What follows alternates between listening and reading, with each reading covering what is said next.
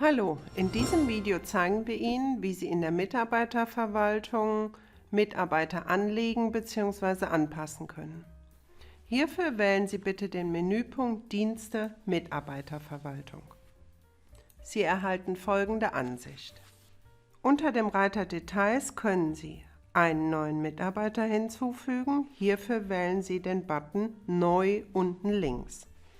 Sie können vorhandene Mitarbeiter durch einen Klick in die gewünschte Zeile bearbeiten. Bitte beachten Sie, dass bei jedem Mitarbeiter ein Kurzname hinterlegt sein muss.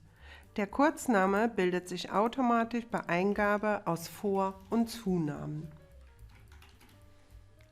Alternativ können Sie zum Beispiel auch den Namen Chef als Kurznamen hinterlegen.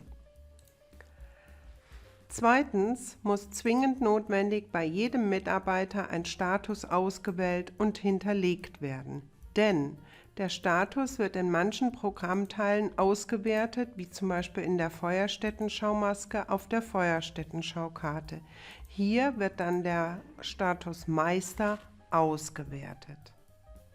Im Reiter Cloud können Sie dem Mitarbeiter einen Cloud-Zugang einrichten.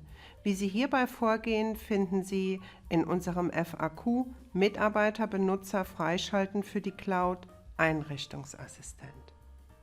Unter dem Reiter Externer Kalender können Sie dem Mitarbeiter einen externen Kalender zuweisen und eine dem Mitarbeiter zugehörige Farbe hinterlegen.